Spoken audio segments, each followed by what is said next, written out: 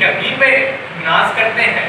बदलेगा ये वक्त और जमाना भी, जय भीम के उद्घोष से यही आगाज करते हैं। जय भीम। धर्म नम्र रहिए कि बीजेपी हारे।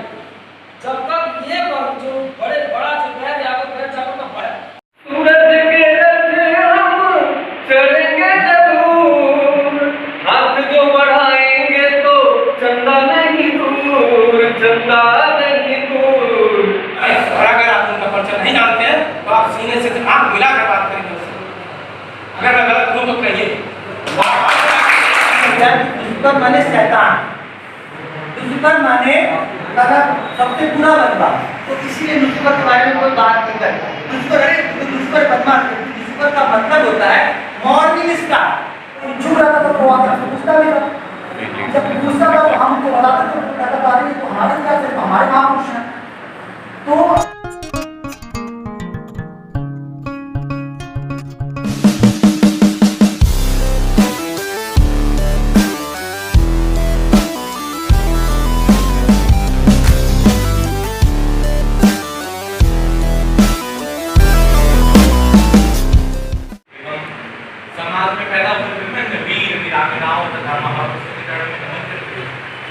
मैं अपनी बात को एक कहानी से स्टार्ट करूँगा।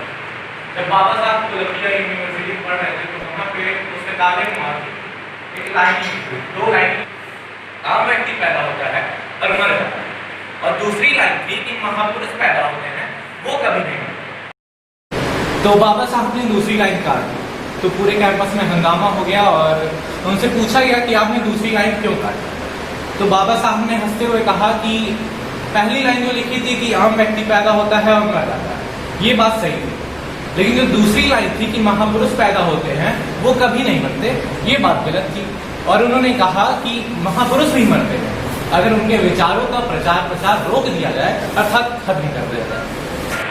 मेरी ये बात कहने का मतलब ये है कि हमें बाबा साहब के विचारों से सीख के इस संगठन को, असल संगठन को बाबा साहब के विचारों से ही सीखना चाहिए और बाबा साहब के विचारों को आगे बढ़ाते जाना चाहिए और जन जन तक पहुंचाना चाहिए और छात्रों के बीच बाबा साहब के विचारों को मान्यवर काशीराम जी के तरीके से हर लोगों को पहुंचाना चाहिए। और मैं आवश्यकता कहूँगा, बाबा तेरे कलम से हम राज करते हैं, बाबा तेरे कलम से हम राज करते हैं, तेरी करनी पे हम नाज करते हैं। बदलेगा ये वक्त और जमाना भी, जय भीम के उद्घोष से यही आगाज करते हैं। धन्यवाद। जय भीम, जय भारत। क्या एक ऐसे परिवार, अशुभ परिवार से मुझे मिलने का सौभाग्य प्राप्त हुआ कि शायद अगर मैं नहीं याद रहता तो मैं बहुत इस चीज को मिस करता और हमेशा के लिए। और इसका श्रेय जो है हमारे पीछे बैठे हैं हमारे भाई छोटे सुधियार राव जी को जाता थी। कविता से शुरू करूंगा। लोकल साहब की एक कविता है जो हमको एक प्रेरणा देती है, क्योंकि लोगों ने पढ़ा होगा उनकी किताबें डार्क हॉर्स। उन्हीं की एक कविता है, तेरी मेरी सबकी बात लिखेंगे हम ही तो कल इतिहास लिखेंगे, सबकी बात लिखेंगे हम ही तो कल इतिहास लिखेंगे। सूरज के रथ हम चढ़ेंगे जरूर, हाथ जो बढ़ाएंगे तो चंदा नहीं दूर, चंदा नहीं दूर, सूखी बात लिखेंगे हम ही तो कल इतिहास लिखेंगे। उम्मीद की नहीं आयब दिए है उतार, हमसे किनारा मत पूछो रे मल्हार, मत पूछो रे मल्हार। पे कोई बांध लिखेंगे हम ही तो कल इतिहास लिखेंगे, हम ही तो कल इतिहास लिखेंगे। मेरा ये कविता आपको डेडिकेट था नौजवानों के लिए। एक छोटी सी कहानी में आपको बता दूं एक जंगल में आग लगी हुई थी, बहुत तेजी से जल रहा था जंगल। सारे लोग जंगल से निकल के भाग रहे थे और सारे पशु पक्षी भाग रहे थे और एक छोटी सी पक्षी जो है दूर से पानी लाके उस जंगल के ऊपर डाल रही। तो किसी ने पूछा क्या तुम्हारे इस पानी से जंगल की आग बुझ जाएगी? उस पक्षी ने एक बात कही कि नहीं, जब जंगल के जलने का इतिहास लिखा जाएगा तो उसमें लिखा जाएगा कि जब जंगल जल रहा था तो सब भाग रहे थे और मैं उस आग बुझाने वाले में आग बुझा रहा था। जब इतिहास लिखा जाएगा इस देश की बर्बादी का, इस आग का, इस जलने का, तो लिखा जाएगा कि असुर की सेना, वीरेंद्र प्रताप की सेना, निगम जी और लोगों के द्वारा जो है लड़ा जा रहा था, आवाज उठाई जा रही थी, संघर्ष किया जा रहा था।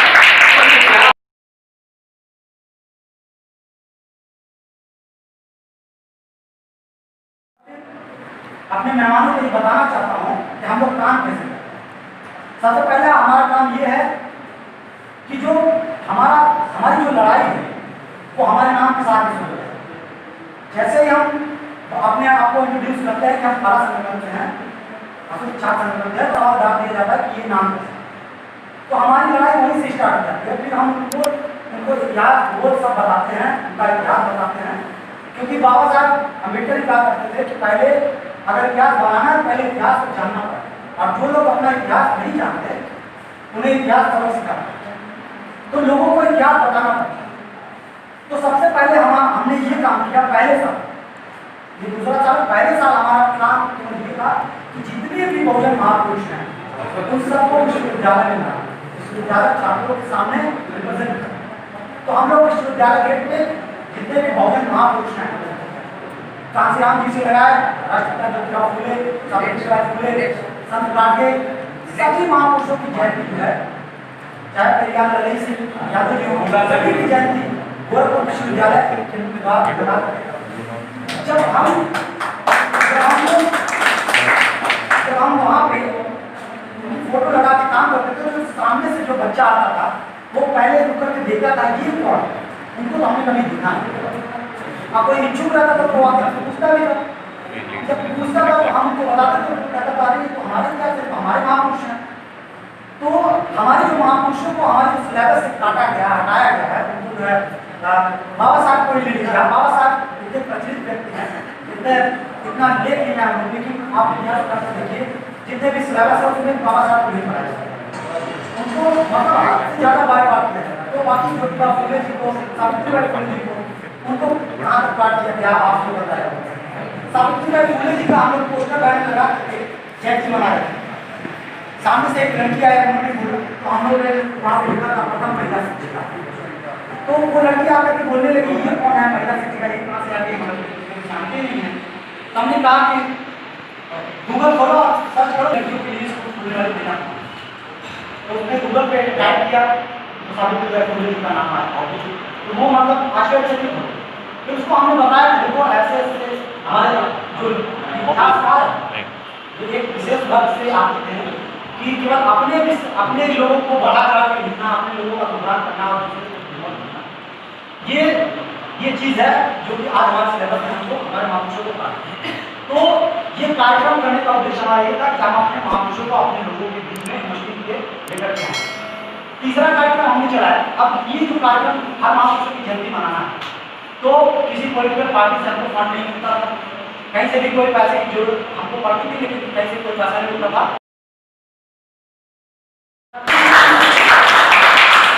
ये चीजें गलत है, आपको गलत करते उससे कोई फायदा नहीं, कोई सब अंधविश्वास सब चीज मतलब महापुरुषों के बारे में ये सब महापुरुष हमारे पहले हैं, इन सब चीजों को आप लोग जानिए समझिए। तो महिलाएं बाद में आपको फोन करते थे कि बाबू आई भगवान आए थे ड्यूटी आए थे क्या, हम कहते हैं उससे क्या हो जाए, हाँ वो सब षड्यंत्र है। अरे आप ड्यूटी और एग्जाम कहते हैं सब कुछ माता करते नवरात्रि का व्रत करते हैं, ये सब षड्यंत्र है, इससे कोई फायदा नहीं है। तो ये करके हम लोग काम कर रहे हैं।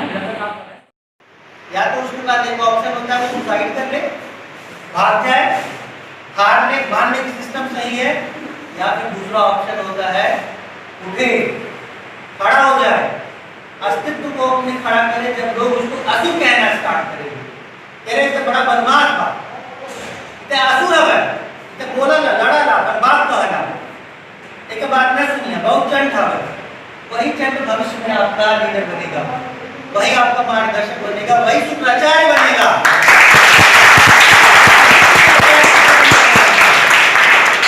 अगर हमारे समय में जिस वक्त हम थे, अगर हमारे पहले कोई धीरे पैदा हुआ होता तो आज ये यहाँ पे नहीं होती।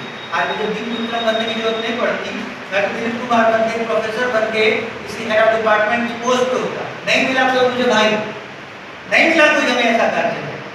तो आपको कौन बनना है? आप एक आइडियल को मान ले रहे हो कि बाबा साहब आइडियल है, और बहुत अच्छी बात है। अगले समय फोटो खींचो भाई की, अपने घर में लगाओ, फोटो लगाओ, वो फोटो की जरूरत है अपने घर में, पोस्टर बनाओ। हमें धीरेन्द्र बनना है। धीरेन्द्र की स्टोरी जानो, धीरेन्द्र कैसे बना। धीरेन्द्र के पीछे कोई पंप नहीं किया है जाकर के भैया तू लड़ा तो पीछे बांटी। धीरेन्द्र लड़ा है अपने अस्तित्व पे, और लड़ाई सबसे पहले संस्कारों से नहीं होती है, समाज से नहीं होती है, हमारे खुद के अस्तित्व से होती है, डिप्रेशन से होती है। दोस्तों मैं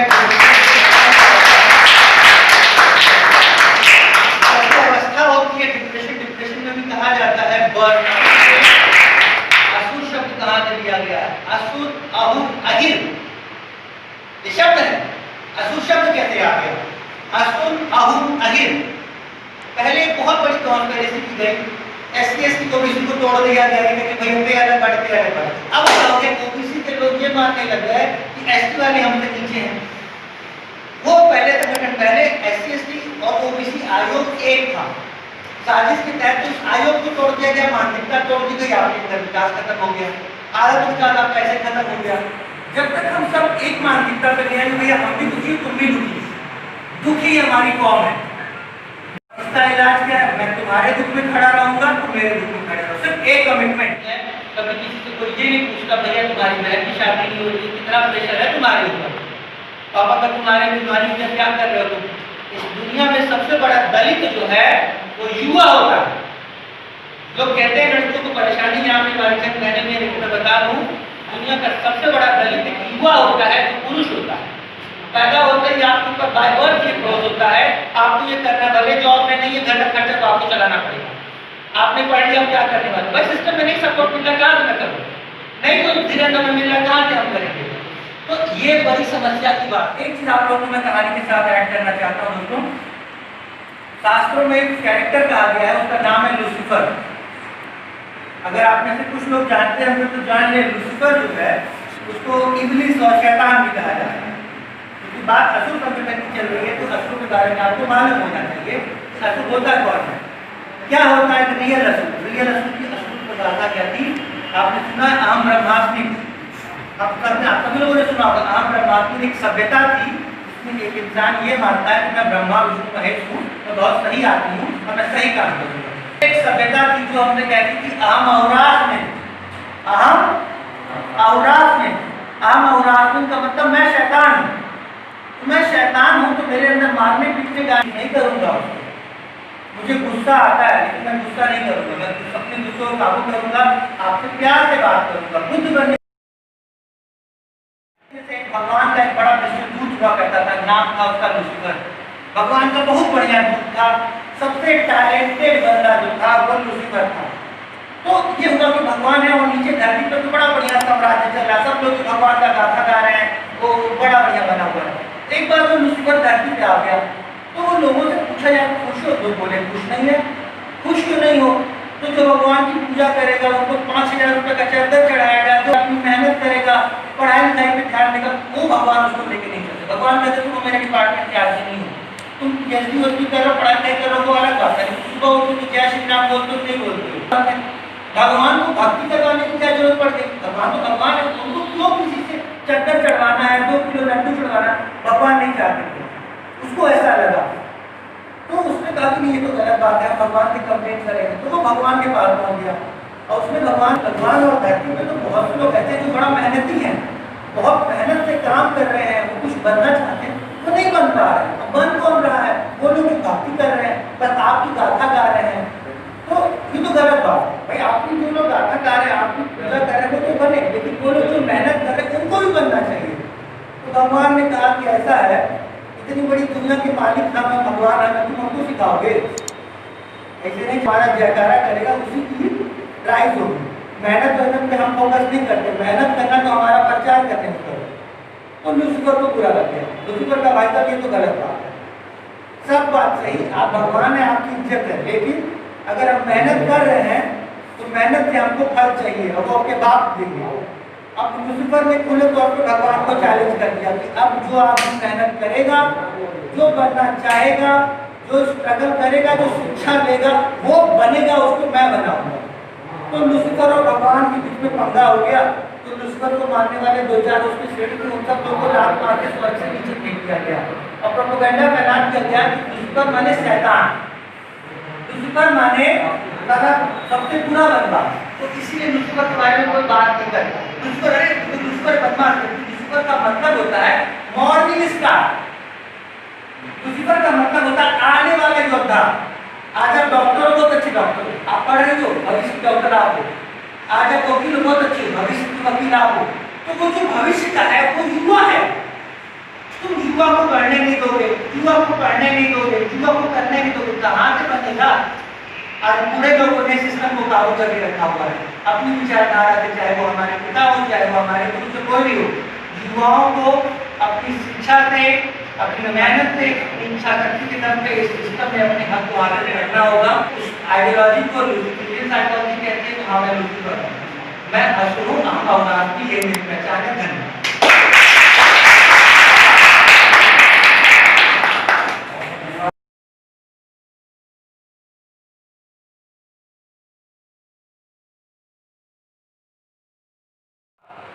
यहाँ एक चंद महीनों बाद ही समाज में आने लगा।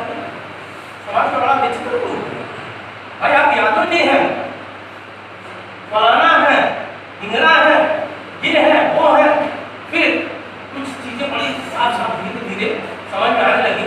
ये समाज का जो स्वरूप है, ये कुछ लोगों ने तय किया हुआ। ठीक है, मैं आप लोगों से यही आग्रह करूंगा भाइयों कि वर्तमान में जीना सीखिए, इतिहास में नहीं। आप इनका परिचय, मेरा परिचय देंगे तो स्वाभाविक है उसी तरह किसी ऊंचे वर्ग के लोगों का जब होता है परिचय दे फलाने, और अगर आप उनका परिचय नहीं जानते हैं तो आप सीने से आंख मिला कर बात करेंगे उससे। अगर मैं गलत हूं तो कहिए, आंख मिला कर प्रश्न करेंगे कि ऐसा क्यों कर रहे हैं। लेकिन अगर आप इतिहास पर इसीलिए हम नहीं जाना चाहते हैं क्योंकि अगर आप इतिहास में जाएंगे तो आप कहीं ना कहीं अपने आप को छलावा महसूस करेंगे और कमजोर महसूस करेंगे। ये याद रखिए, आप हमेशा कमजोर महसूस करेंगे। मेरे पिताजी के साथ ऐसा होता था, मेरे दादाजी के साथ ऐसा होता था, और ये वही आदमी है मेरे गांव में जिसने ऐसा किया है। ये बाहुबली है, शक्तिशाली है, ठीक। और उसके बाद कहीं ना कहीं आपके मन में भी भाव आएगा, पूरा जोर शोर के साथ आप उस आदमी से नहीं लड़ पाएंगे, ठीक। इसलिए आप इतिहास को मत चाहिए, आज वर्तमान में जीना सीखिए, सामने हाथ मिलाकर। और इसके लिए सबसे अहम चीज है कि आपको सबसे पहले उन्हीं से सीखना है वो कैसे आपसे हर चीज पर, वो छोटी से छोटी चीजों पर आपसे प्रश्न करते हैं। आपको प्रश्न करना आना चाहिए, आपको अपने अधिकार की लड़ाई करना आना चाहिए, ठीक है। इतिहास में जाकर ये ना सीखिए कि आपके पिताजी और हमारे पूर्वज क्या क्या करते हैं, ठीक है। कहीं ना कहीं वो चीज हमारे में भी सम्मिलित हो जाती है अगर हम इतिहास में ज्यादा पढ़ेंगे, इतिहास में जाएंगे। और वो अगला आपको यही समझाने की कोशिश करता है जब भी आपके साथ, अरे तार पिताजी का बड़ा हमने माना, आपके पिताजी मुझे बड़ा सम्मान देते थे, देखती मेरा कौन छूटे। यानी क्या, आपको शिक्षा दे रहा है, आपको वो गाइड कर रहा है कि भाइयों, अरे बाबू आओ। एक छोटा सा पंडित आपके छोटे से कंकाल में आता है, वो भी कहता है बोलेगा कि औकात नहीं बोलने की, बोलेगा, ठीक है। यानी क्या है, बिठाई गई। यही चीज हम चाहते हैं कि आप अपने दिमाग में बिठाइए, लड़ना, हर चीज का प्रश्न करना और छोटी छोटी चीज का प्रश्न करना। आप ये भी गौर किए होंगे कि आप और हम में, मैं ये 85% की बात कर रहा हूँ, 85% के दिमाग में ये होता है बात हो गया, कोई नुकसान हो गया, छोड़ो है। ये छोड़ो वाली प्रवृत्ति आपको छोड़नी पड़ेगी, आपको लड़ने की प्रवृत्ति डालनी पड़ेगी। क्यों? छोटी सी छोटी इकाई, छोटी से छोटी बात निकाल रही है। अगर आपने कोई हल्का सा भी अधिकार उनका ग्रहण कर लिया तो वो अगला फट से कोर्ट दौड़ता है, फट से पुलिस थाने जाता है, 10 मुकदमे करता है। ताकि उसको पता है, बहुत अच्छे से पता है, आप मनोबल आपका गिर जाएगा और उसके बाद आप उससे समझौता कर डालेंगे। ठीक है, उसको ये पता है बहुत अच्छे से कि आप उससे समझौता कर डालेंगे। क्यों? क्योंकि उसको ये भी मालूम है कि उस इकाई में, उस सिस्टम में उनकी आकार बैठे, है कि नहीं? लेकिन हमें लड़ना है। क्यों? लाइफ इज अ चैलेंज, ये याद रखिए। लाइफ एक चैलेंज है, ज़्यादा कोई नहीं जीता, 100 साल से ज़्यादा कोई नहीं जीता, चाहे वो हो या हम हो। हमारे घर करिएगा, लड़ के जिएंगे, क्या करना, जब तक जिएंगे अपनी एक पहचान बनाकर, क्या बनाएंगे हम अपनी पहचान में। और इसी तरह मैं ज़्यादा समय नहीं लूँगा, बस इतना ही कहूँगा, हमारी पार्टी में हूँ, जिलाध्यक्ष हूँ, और आप लोगों को ये भी कहूँगा कि इसी सोच के साथ मैं बाहर हूँ, इसी सोच के साथ मैं बाहर हूँ कि अगर मेरे साथ किसी को कदम मिला के चलना है तो हमारी सोच का, हमारी सोच कैसे हम है, इससे विपरीत अगर जरा भी है तो तोड़ मरोड़ के हम भी उसी प्रश्नों, इतना प्रश्न कर डालेंगे, इतने क्वेश्चन कर डालेंगे, उनको टुकड़ा और टुकड़ा ही होगा। ठीक, इसी के साथ अपने शब्दों को विराम देता हूँ और वर्तमान में जीना सीखिए, एकदम वर्तमान में, जैसे कोई तैसा। ठीक, इसी के साथ